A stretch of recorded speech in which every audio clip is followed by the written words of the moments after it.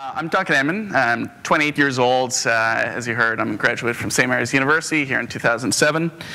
And I'd like to talk to you today just about my experience running my own company as a young person and kind of how I got started and some of the lessons I learned along the way. And hopefully might be able to share those with you.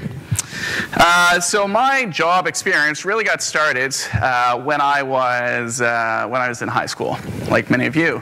And my first job is what I now refer to affectionately as the job from hell. In my case, this was just working as a cashier at a drugstore. Now, that's not the problem. There's certainly nothing wrong with that. For me, though, it was just the environment in which I worked. And this may sound familiar to some of you here. Perhaps you're in this type of job now. It's one of those jobs where when I was in it, when I was working, I dreaded every second. I was watching the seconds tick by and waiting to leave. And then when I wasn't working, I was dreading going into work. So it wasn't a good place mentally for me to be. And this had a really profound impact on my life, as it turns out, because I realized right then and there that no matter what it is I ended up doing, it better be something I love. And I made a promise to myself that I would only do something I love from here on in. We only have one shot at this, so why waste it? I wasn't really sure where to go with that, but at about the same time, while I was in high school, I started getting into web design. It was just a hobby, and I got a little bit better with it at the time. And by the time I was in my first year of university, people started paying me to build websites. And before I knew it, I was an entrepreneur. And I had like a eureka moment where I realized that I loved what I was doing. I was doing something I probably would have done for free. I was working for myself, and on top of that, I was making enough money to help pay for my tuition. It was amazing. At this point, I was like, this is exactly what I want to do. I was also very fortunate that at the same time I had another hobby, another passion that I was turning into a business, and that was photography. I really loved doing photography, and people started paying me to shoot photos for them. They were buying my photos and using them in magazines, and it was amazing. It's just the greatest feeling of freedom and personal satisfaction that you can imagine. Now, at this point, the two worlds were kind of separate, but then they started to collide, and that led into something called stock photography. So, for those of you who don't know, stock photography is basically a collection of generic images that you can use for commercial purposes. So, I'll show you some examples. Here's a poster you might see anywhere, not thinking anything of it, but it's made up of these different stock photo elements. Again, poster, might see it outside, not thinking anything of it, made up stock photography. And the truth is, stock photography is a massive industry. It's around us everywhere. You see it in your day-to-day lives, and you don't even realize it. Now, as a photographer, it was awesome, because I was able to upload photos to these stock agencies, and then they would sell them to people around the world in markets I could never have reached otherwise. As a web developer, I loved it, because I would buy photos from the exact same agencies and use them to create attractive websites. So I was on both sides of the equation. There is only one problem, though, and that is, at that time, I felt as a photographer we were not being treated fairly. We were getting paid literally pennies on the dollar. We were being treated, without respect, and basically the feeling I and many other people got was, you're a dime a dozen. Go ahead and leave if you want, because there's 10 other people looking to replace you. And that really bothered me, because this is something I was passionate about, and our photos were the backbone of the business, and it's like, that just wasn't right, and it really bothered me and really bugged me. And I thought, you know what? Screw you guys. I'm going to make my own agency. And so I thought, yeah, that's right. I'm going to make my own agency that pays a 50% commission instead of 15%. We're going to treat photographers with the respect that they deserve, and I'm going to make it affordable so that anybody can buy these images. So with that, I went ahead and started planning my own agency. Called it Canned Stock Photo, and I spent a couple of solid months building it. And by the time June 3rd, 2004 rolled around, it was done. And here's what it looked like. Not the most attractive site in the world, but it was 7 years ago. And at that point, it wasn't meant to be a big business. I was not looking to make millions of dollars. This was just something I was passionate about, something that I really believed in. So I launched the site, and I sent the link around to 2 photographers I'd never met. Said, check it out, let me know what you think. and went to bed. I woke up and checked the site, and I was amazed. Literally overnight, 20 people had signed up, and there were 100 photos. And that is a lot when you had nothing when you went to bed. I couldn't believe it. So what happened? Well, the photographers loved what I was doing. They appreciated it. So they started telling their friends and telling their friends, and it kind of started the snowball viral effect. And when you're an entrepreneur making your own business, this is what you dream about. But sometimes you got to be careful what you wish for. In my case, the site wasn't quite ready for prime time. There were bugs and glitches, and it was a very stressful period of my life trying to get this going. And I found myself thinking a few times, is this really what I wanted? And luckily I stuck with it. And over the following months, things smoothed out, got the bugs fixed, and people are uploading and happy. And I thought, okay, if there's a chance of this thing succeeding, I need at least 10,000 photos. Because without that, no one's going to buy anything. So I went ahead and I started trying to get as many photographers as I could. I worked really hard, and luckily by the end of the year, we reached the goal. We got 10,000 photos, which certainly seemed like a lot. As soon as that happened, we switched gears, started going after buyers. I was a relatively poor university student, couldn't afford to pay for this company out of pocket, so it had to be self-sustainable. So I went after buyers as best I could.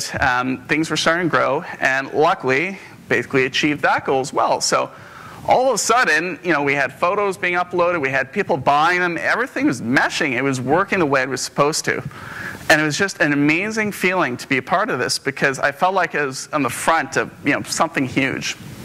So at this point I thought, okay, let's get really serious. So I went ahead and I started basically rebuilding the site. I wanted to make it more attractive, make it faster, make it something that can scale. At the same time, I started going ahead and getting really aggressive with advertising, trying to get the site out there to more and more people. So here's what the site version looked like then, getting better. And here's a couple of the ads I took out in actually some of the biggest graphic design magazines around the world. And what was the result of this? Well, it was amazing. Literally overnight, sales were up, traffic was up. People were happy, competitors were taking notice. It was just an amazing feeling, an amazing time to be involved. So I did what any other responsible young entrepreneur would do, and I went to New Zealand. And that's me on the beach. And it is kind of fun because I've been planning this trip for a really long time. I was there for a month. I ran the site by laptop. I hired my little brother to mail checks from home. I hired somebody in Ontario to run the day-to-day support operations. And I was running my company from the other side of the world. And at that point, we had the highest one-month sales period up to date. So it was just amazing. I knew I was hooked because to be able to do this, it was a real gift. It was fantastic. So fast forward, by the time I graduated, the site had continued to grow quite a bit. It was the largest Canadian-owned agency in its field.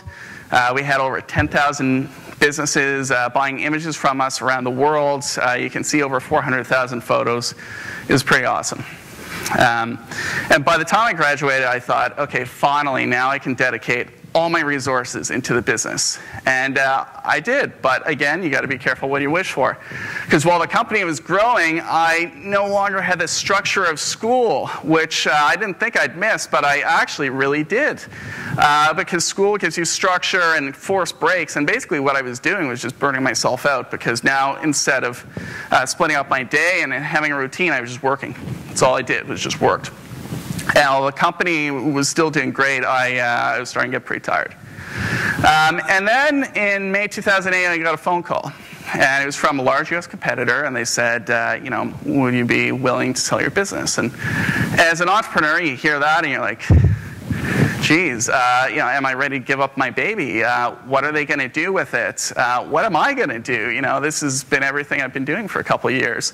It's a really tough decision. I thought about it, gave it hard thought, and eventually said, yeah, let's go for it. And the number one reason I said that is I realized at that point in time, me as the entrepreneur, I was maxed out. I was putting in everything I could, and I was ultimately starting to hold the company back. My competitors were very well funded with big teams, and I was just one person. So by selling and teaming up with another agency, I knew that CanSoc would be able to grow and hopefully be the success that I thought it could and should be. So how did it turn out? Well, it's gone awesome. I'm now an employee of my own company, which is strange and pretty cool at the same time. I still run it as if it's my own, except we have a ton of resources now and expertise to draw on, and it's been fantastic for everybody involved. The site today, we now have over 5 million images. You can see the numbers, 18,000 photographers, over 100,000 users from 190 plus countries. For the techie guys, we're using over 100,000 gigabytes of storage, and we have 15 people on the team. So it's been pretty awesome. And here's what the site looks like today. So I'd like to leave with a couple lessons that I picked up along the way. The first one is start young. And I truly believe that being young is the absolute best time to start your own business. And there's a number of reasons for this. First of all, school gives great support for starting a business. You're surrounded by smart people. Look at you all in the room. You have smart profs and teachers who really care about you and are looking to help you out. And it's amazing the support I've got from St. Mary's. And wherever you go, I'm sure it's the same. There's mentorship programs for students. There's clubs for entrepreneurs, so you can hang out and interact with like-minded people. There's even financing available for students starting a business. I mean, how amazing is that? You don't even need a bunch of money to get started because people will lend it to you. And perhaps most importantly, you have time and flexibility. You may not realize it now, but in fact, you are the most free in your lives right now. You don't have a mortgage. You don't have car payments. You probably don't have kids. You don't have anything holding you down. You can do whatever you want. It is an amazing opportunity. You have a blank slate. You can do anything. And that's something you may not ever have again in the rest of your life. So don't let it pass you by. Take that and use it. Second of all, believe in yourself. People will be negative and say no and cast doubt all the way along. That's just the way it works. But you don't have to listen to them. If I stopped as soon as people said I couldn't do something or being negative, I wouldn't have made it past day one, and that's the truth. Ultimately, you have to believe in yourself and follow your passion and your own intuition.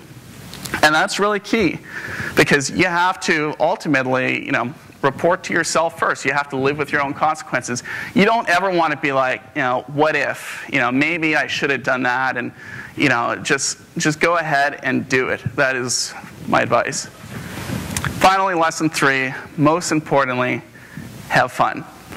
And this is anything you do. There's going to be people sitting here right now saying, I don't want to start my own business. I know I won't start my own business. That is absolutely fine. But whatever you pick something that you love, something that you're going to be excited about in the morning when you wake up, and something you can do for the rest of your life. Because we only have one shot at this. You only have one life. And why waste it living someone else's dream? So do something you love. Do something you're passionate about. And related to that, no matter how crazy life gets, no matter how busy you are and stressed out you are, make time for yourself. Do something that you enjoy. Get outside, get active, whether it be windsurfing or anything else. I mean, by relaxing and having time for yourself, you're able to recharge, and believe me, that'll help all aspects of your life. It's a sound investment. So if you remember one thing about this presentation, hopefully you'll keep in your mind, is to have fun, whatever it is you do. Thanks.